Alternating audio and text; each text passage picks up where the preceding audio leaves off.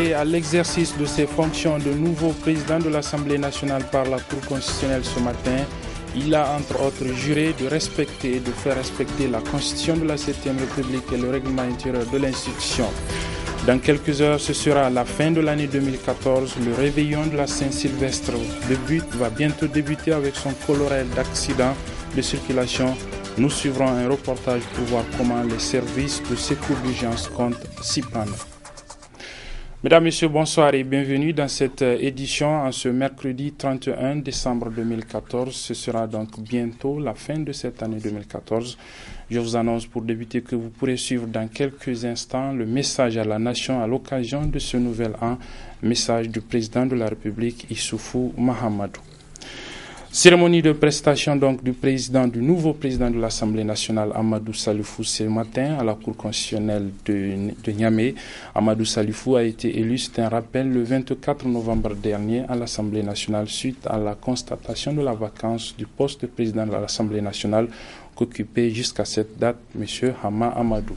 La cérémonie de prestation de serment a eu lieu devant les membres de l'Assemblée nationale, les membres du gouvernement et plusieurs autres invités, mais aussi en présence de nos reporters Sadou Doumi et Souley Moumouni Barma.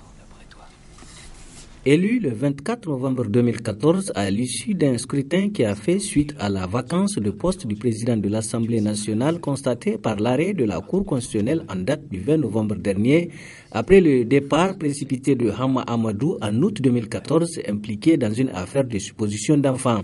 Amadou Salifou a juré sur le Saint-Coran devant les membres de la Cour, ceux du Conseil islamique, les membres du gouvernement, les députés de la majorité et plusieurs invités de marque, traduisant ainsi son engagement à conduire les destinées de la représentation nationale dans le respect des lois de la République.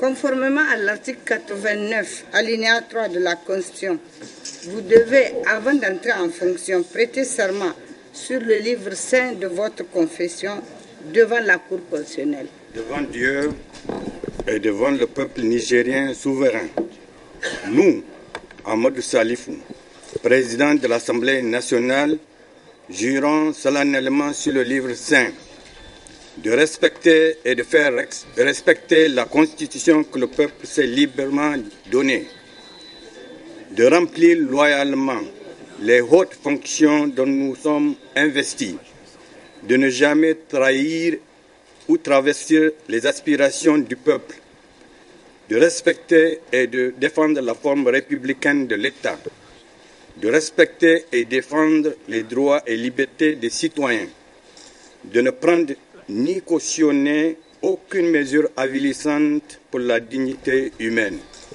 de respecter et faire respecter les principes de la séparation du pouvoir, de respecter et faire respecter le règlement intérieur de l'Assemblée nationale, de travailler sans relâche au bonheur du peuple, de nous conduire en tout comme un digne et loyal serviteur du peuple, en cas de parjure, que nous subissions les rigueurs de la loi. Allahu Akbar, Allahu Akbar. Comme il fallait s'y attendre, l'opposition parlementaire a boycotté cette cérémonie de prestation de serment du président de l'Assemblée nationale. Le vote est derrière moi.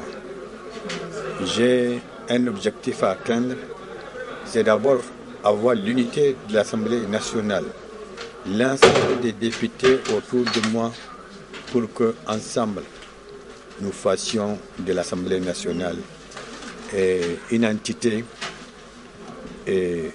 uniforme, unique et qu'ensemble que nous travaillons ensemble.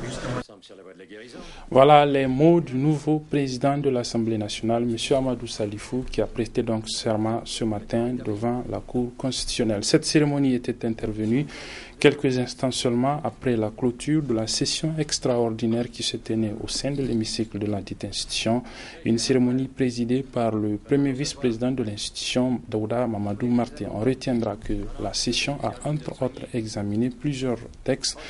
Seulement, tous les points inscrits à son ordre du jour n'ont pas été examinés. Le compte-rendu de cette cérémonie de clôture de la session extraordinaire de l'Assemblée avec nos reporters Halidou Bourema et Assoumana China.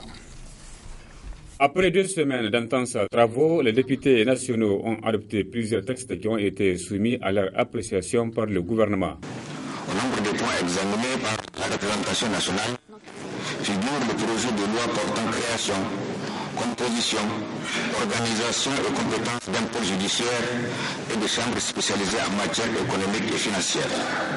À travers l'adoption de ce texte, le législateur, en accord avec le gouvernement qui en est l'initiateur, vise à permettre au système judiciaire nigérien de mieux enquêter, poursuivre, instruire et éventuellement de juger certaines infractions dans le domaine économique et financier.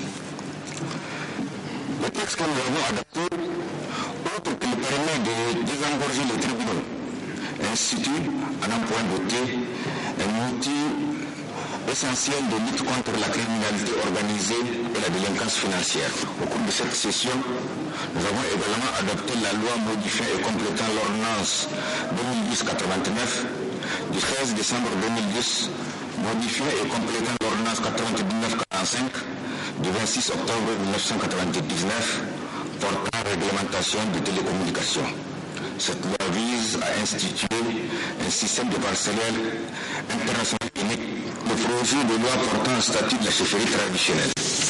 En vérité, depuis 1993, la chefferie traditionnelle dispose d'un statut institué par l'ordonnance 93-28 du 20 novembre 1993, revue et complétée en 2008 par la loi 2008-42 du 31 juillet 2008.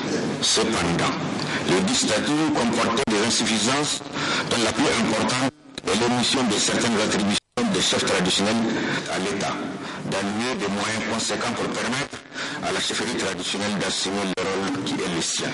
En clôturant les travaux de cette deuxième session extraordinaire, le premier vice-président de l'Assemblée nationale a souhaité une bonne année 2015 au peuple du Niger. Le collectif des organisations de défense des droits de l'homme et de la démocratie CODE était en assemblée générale élective.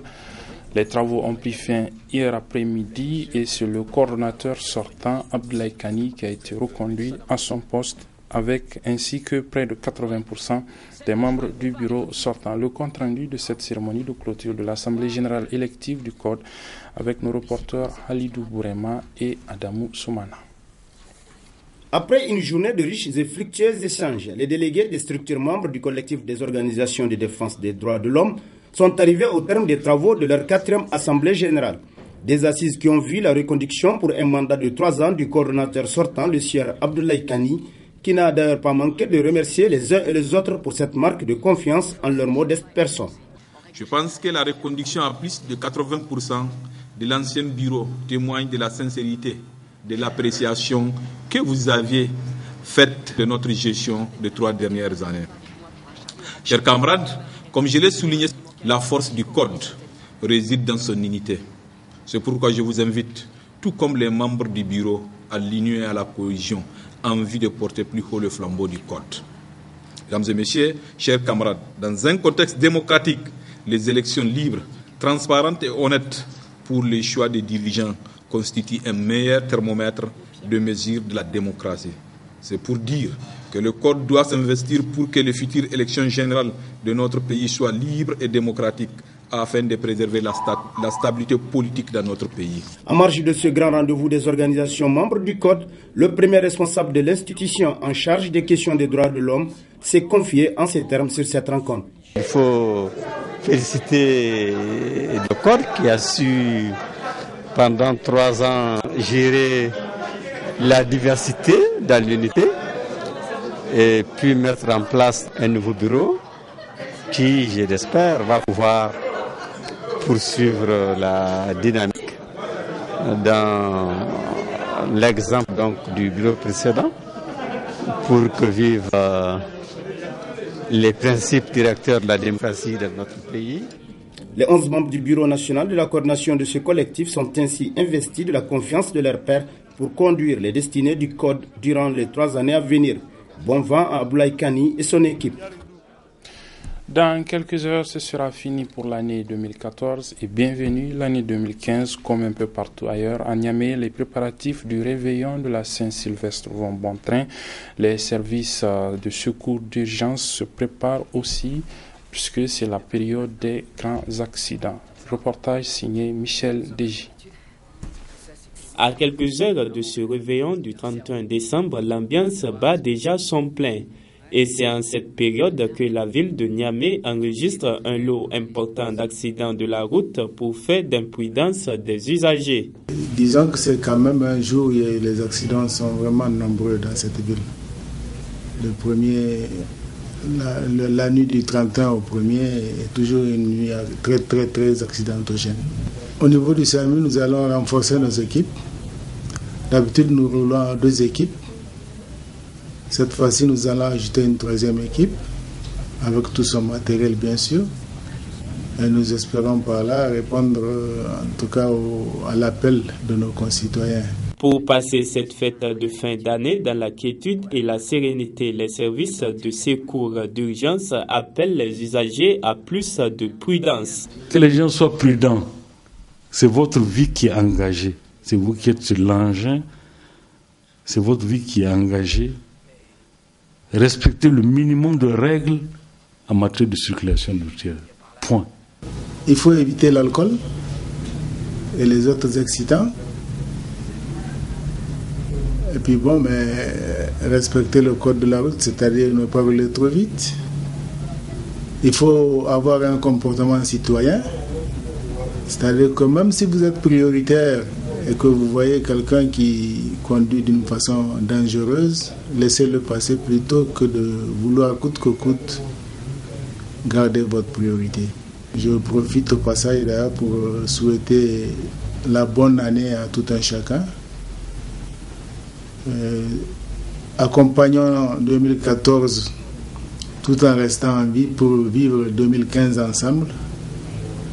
Et donc soyons prudents aujourd'hui sur les routes, dans les rues, soyons prudents. Vivement donc la nouvelle année 2015 dans la paix, la prospérité et le bonheur. Voilà, et c'est sur ce que se referme cette édition. Vous pourrez suivre, comme je l'annonçais au début de cette édition, dans quelques minutes, le message à la nation du chef de l'État à l'occasion de cette nouvelle année. Pour ma part, je profite pour vous présenter au nom de l'ensemble du personnel du groupe de presse, radio et télé Labari, joyeuse année 2015. Bonsoir et bonne suite des programmes sur la télévision.